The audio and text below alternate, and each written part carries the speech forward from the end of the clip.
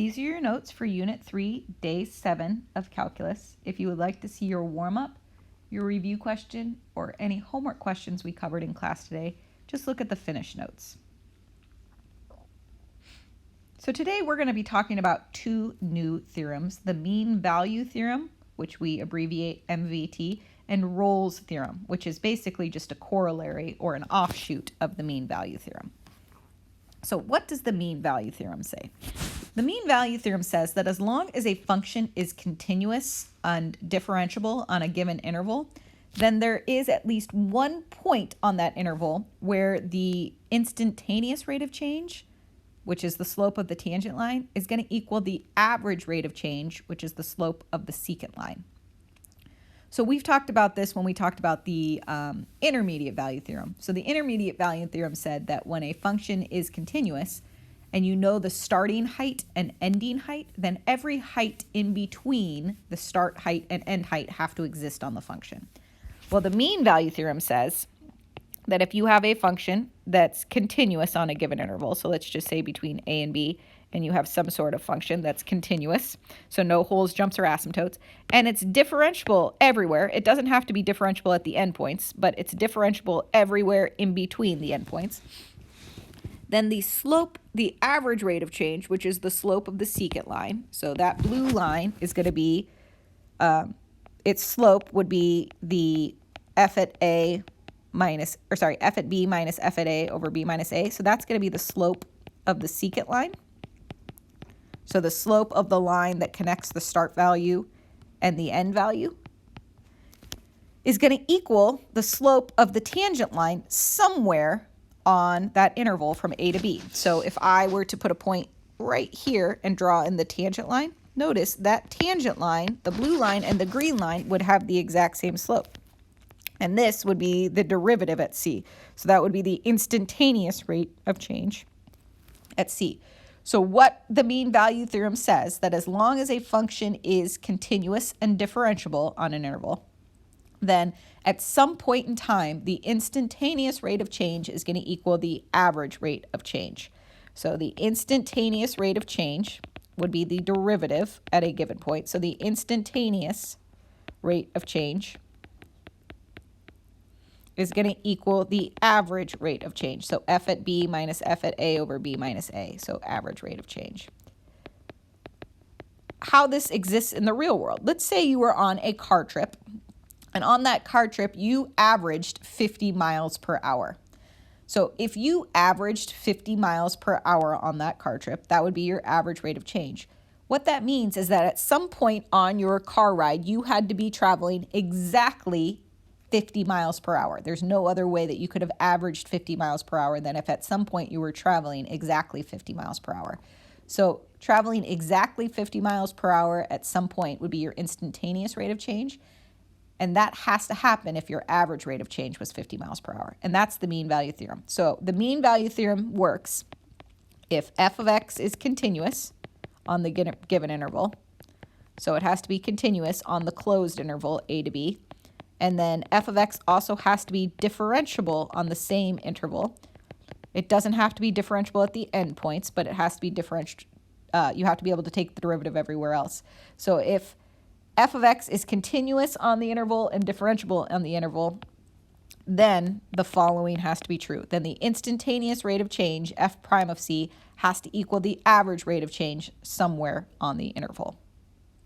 So using the mean value theorem. So will there be a place on the interval 3 to 6 where the average rate of change will equal the instantaneous rate of change? Well, the original function needs to be continuous and differentiable for this to work. The original function is a parabola. It's a sad parabola. Is a sad parabola continuous and differentiable everywhere? Yes. So the conditions of the mean value theorem are met. F of x is continuous and differentiable on the interval. So it's continuous and differentiable on the interval 3 to 6. So we want to show that there is some point where the average rate of change would equal the instantaneous rate of change. Well, the average rate of change is going to be the f at b minus f at a over b minus a, and that's going to equal f at 6 minus f at 3 over 6 minus 3 based on the interval they gave me. So this is going to be, if I plug in 6, I would get negative 36 plus 48 minus 17. And then minus, plug in 3, we would get negative 9 plus 24 minus 17, then all over 3. And this is going to equal negative 5 minus negative 2. Negative 26, yep, negative 2, and then all over 3. So this is going to be negative 3 over 3. So the average rate of change on that interval is negative 1. We want to show that this is equal to the instantaneous rate of change somewhere on the interval. Well, the instantaneous rate of change is going to be the derivative. So we want to find the derivative. So the derivative of that function, f prime of x, is going to equal negative 2x plus 8. So we want the instantaneous rate of change to equal the average rate of change somewhere on the interval. So we want negative 2x plus 8, the instantaneous rate of change, to equal the average rate of change, and the average rate of change is negative 1. So if I solve this equation, negative 2x equals negative 9, so x is going to equal 9 halves, which is 4.5. Is that value on the original interval? Well, my original interval was 3 to 6, and 4.5 is on that interval. So we proved that the average rate of change, negative 1, is equal to the instantaneous rate of change, which is the derivative, negative 2x plus 8, somewhere on the interval. And they were equal at 4.5. So find the value where the mean value theorem is satisfied. Again, for the mean value theorem to be satisfied, the function needs to be continuous and differentiable on the interval. Well, the function is a polynomial function, and polynomials are continuous and differentiable everywhere. So f of x is continuous and differentiable on the interval, and the interval was 2 to 4, so we're good. So now we're going to find the average rate of change. So f at 4 minus f at 2 over 4 minus 2.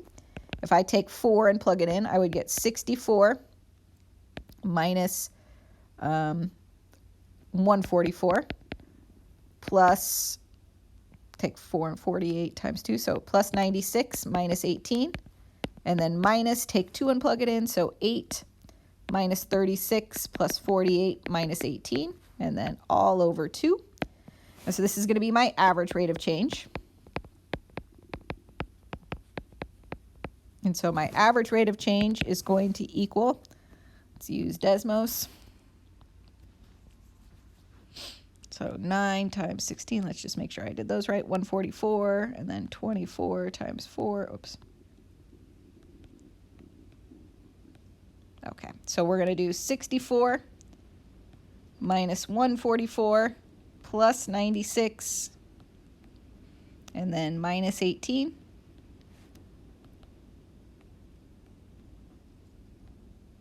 And so we get 128, and then minus, we are going to do 8 minus 36 plus 48 and minus 18. So we get 28 minus 2 over 2, which is going to give us 128 minus 2 over 2. So this is going to be 126 over 2, which is going to be 63. So my average rate of change of that function between 2 and 4 is 63. We want to show that's equal to the instantaneous rate of change somewhere on the interval 2 to 4. So my derivative is the instantaneous rate of change, which is going to be 3x squared minus 18x plus 24. So that's my instantaneous rate of change.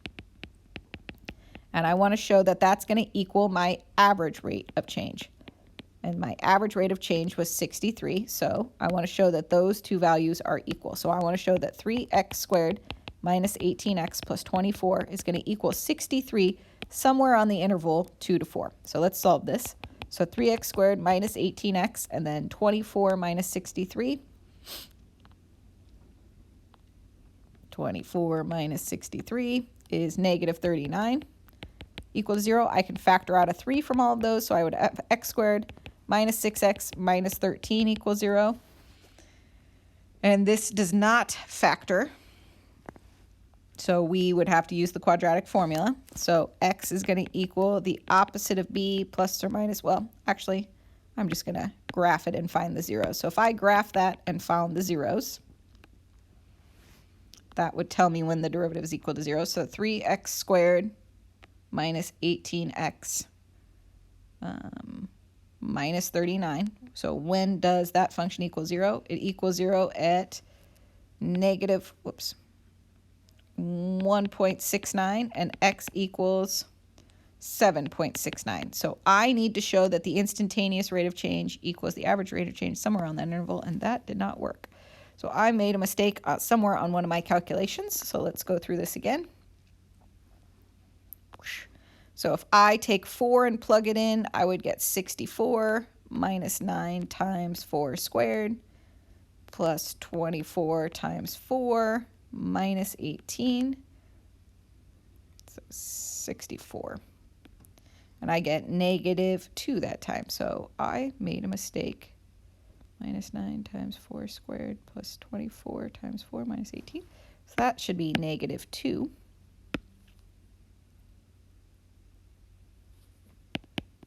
And then if I took 2 and plug it in, I would get 8.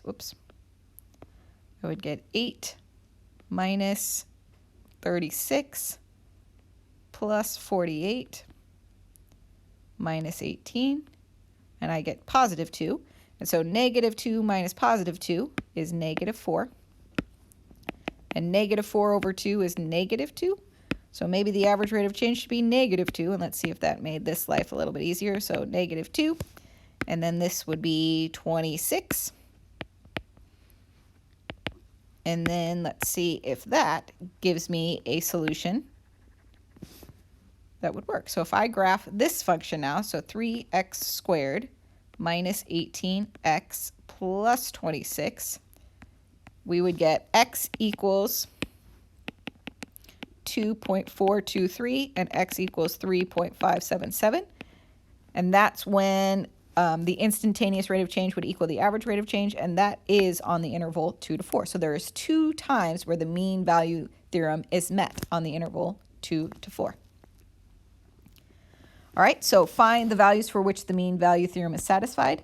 So x squared minus 9 over 3x. This function is not continuous when x is equal to 0, but that is not on the interval that they're talking about. So this function is continuous and differentiable on the interval 1 to 4. Well, to show that it's differentiable, let's find the derivative. So this would be quotient rule, so 2x times 3x minus 3 times x squared minus 9 over 3x squared. 3x and then squared. And now the derivative is not defined when x is 0. So as long as x is not equal to 0, we're good. We're continuous and differentiable, but we're on the interval 1 to 4, so we're okay. So the average rate of change would be f at 4 minus f at 1 over 4 minus 1. So if I found that, I would get 16 minus 9 over 12.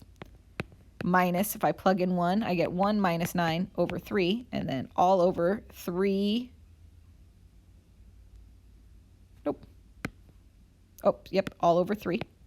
And so this is going to equal 7/12 minus negative 8/3 over 3.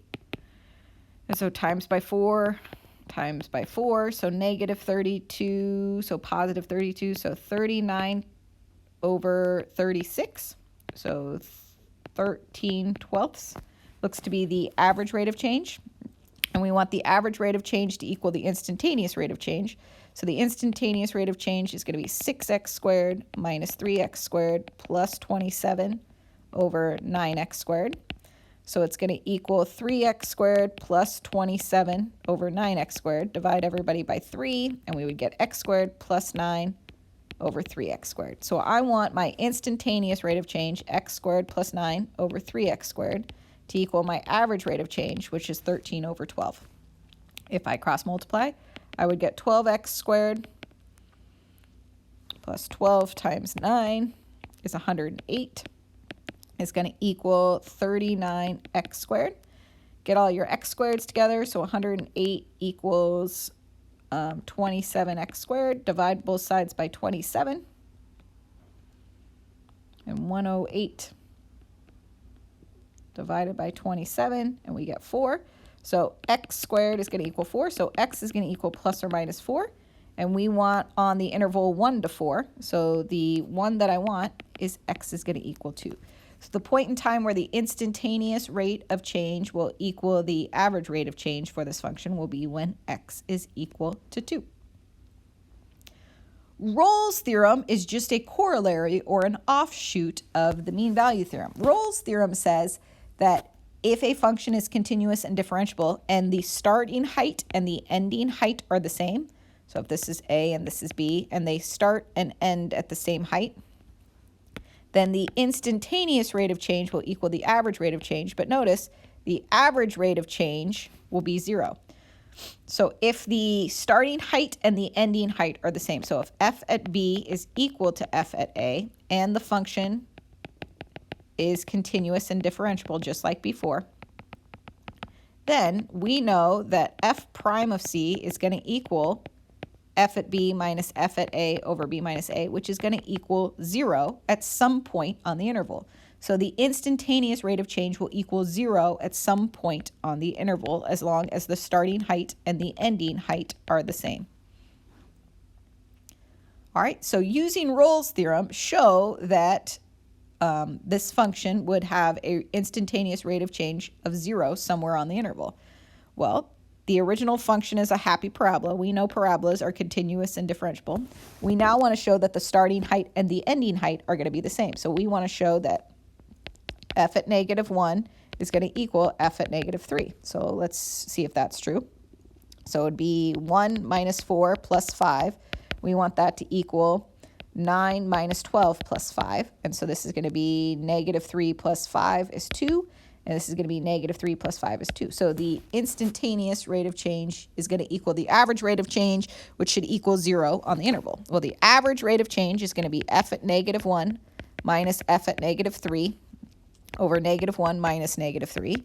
And we now know that this is going to be 2 minus 2 over 2, which is going to be 0. So my average rate of change is 0, and I want to show that the instantaneous rate of change is going to equal 0 somewhere on the interval. Well, my instantaneous rate of change is the derivative, so 2x plus 4. So we want to show that 2x plus 4, the instantaneous rate of change, is going to equal the average rate of change on the interval -1 to -3 to -1. So 2x is going to equal -4. X is going to equal to -2. So at x equals -2, which is on the interval, the average rate of change is going to equal the instantaneous rate of change, which will be 0. All right, so find the values for which Rolle's theorem is satisfied. It's a polynomial function, so it's continuous and differentiable. Now we want to show that the two endpoints are equal, so f at 2 or y at 2 is going to equal y at -1. So if I plug in 2, I get 8 minus 2 minus 1, which is going to be -3. And if I plug in -1, I get -1 minus 2 plus 1 minus 1, which would be -3. So -3 equals -3. So my endpoints are equal. So Rolle's theorem will work.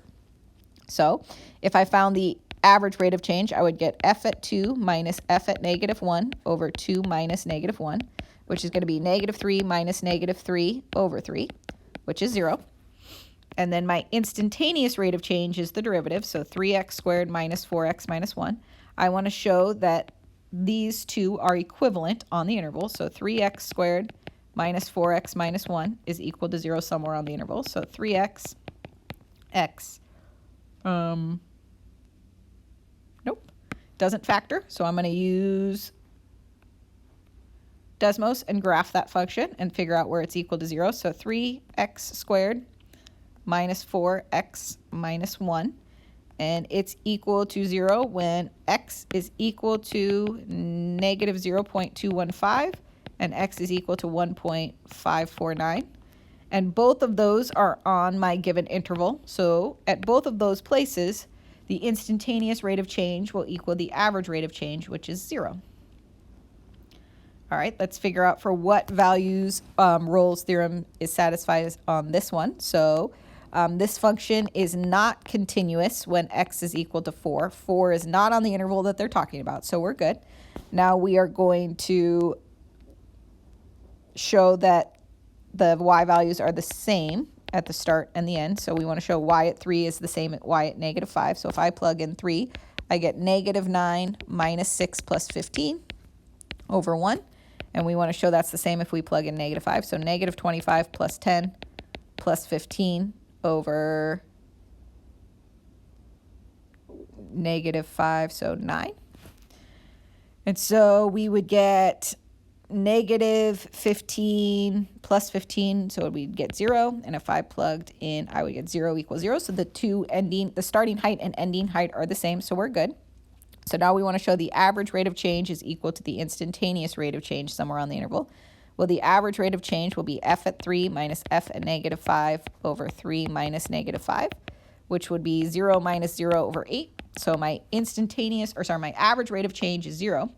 My instantaneous rate of change is the derivative, so negative 2x minus 2 times negative x plus 4, then minus negative 1 times negative x squared minus 2x plus 15, and then all over the denominator squared, so negative x plus 4 squared. As long as x doesn't equal 4, it's differentiable, and that's not on the interval we're talking about, so we're good. So if I multiplied this out, I would get y prime equals 2x squared minus 8x plus 2x minus 8. And then this is going to become plus 1. And then minus x squared minus 2x plus 15. Then all over negative x plus 4 squared. If I simplify that again, I would get x squared, and that's negative 6x, so negative 8x. And then negative 8 and positive 15 would be plus 7. And then all over negative x plus 4 squared. And we want to know when the average rate of change and instantaneous rate of change are equal. So we want to know when that derivative is equal to 0. Well, it's a fraction. The only way for a fraction to equal 0 is if the numerator equals 0. So x squared minus 8x plus 7 equals 0. This factors into x minus 7, x minus 1. So the derivative is equal to 0 at 7 and 1. We want to know when it exists on the interval negative 5 to 3. So the one time on that interval where the instantaneous rate of change will equal the average rate of change, which is 0, is when x is equal to 1. So can the mean value theorem be applied on this given interval? So for the mean value theorem to be applied, f of x needs to be continuous and differentiable. So it needs to be continuous on 1 to 3 and differentiable on 1 to 3. Well, for f of x to be continuous, f of x is not continuous when x is equal to 0. So it's not continuous when x is equal to 0 because that's what makes the denominator 0. So x can't be 0. Is 0 on the interval that we're talking about? No. So we're good there. And now we're going to take the derivative of that. So using quotient rule, so negative 2x times 4x minus 4 times negative x squared plus 9, and then all over 4x squared. Well, f of x is not differentiable when x is equal to 0 because that's what makes the denominator 0. So x can't be 0. And again, 0 is not on the interval that we're talking about. So the mean value theorem should work because this function is continuous and differentiable between 1 and 3. So let's find the average rate of change. F at 3 minus f at 1 over 3 minus 1. So if I plug in 3, I would get negative 9 plus 9 over 12. And then minus, if I plug in 1, I would get negative 1 plus 9 over 4. And then all over 2. So I would get 0 over 12 minus 8 over 4, then over 2. And so this is going to be negative 2 over 2, so negative 1. So my average rate of change is negative 1, and I want that to equal my instantaneous rate of change. And then my instantaneous rate of change, if I simplify it, I would get negative 8x squared plus 4x squared minus 36 over 16x squared. So it'll be negative 4x squared minus 36 over negative 16x squared. And we want that to equal negative 1. So negative 4x squared minus 36 over 16x squared. We want that to equal negative 1. Multiply both sides by 16x squared. So negative 16x squared equals negative 4x squared minus 36. Add the 4x squared over. So negative 12x squared equals negative 36. Divide by negative 12. X squared is going to equal 3. So x is going to equal plus or minus the square root of 3. But we want to be on the interval 1 to 3. So the only time, sorry, not square root of 2, square root of 3. So the only time on that interval where the instantaneous rate of change equals the average rate of change is when x is going to equal the square root of 3. All right, determine if Rolle's theorem can be applied. So for Rolle's theorem to be applied, the function needs to be continuous and differentiable on the interval. So tangent x, if you remember, if you graph tangent x, it has vertical asymptotes at pi over 2 and negative pi over 2. So between negative pi and pi,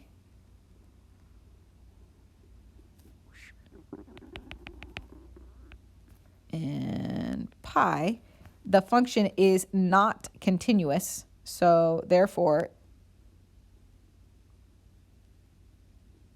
Rolle's theorem cannot be applied on that interval. Your homework is your worksheet over the mean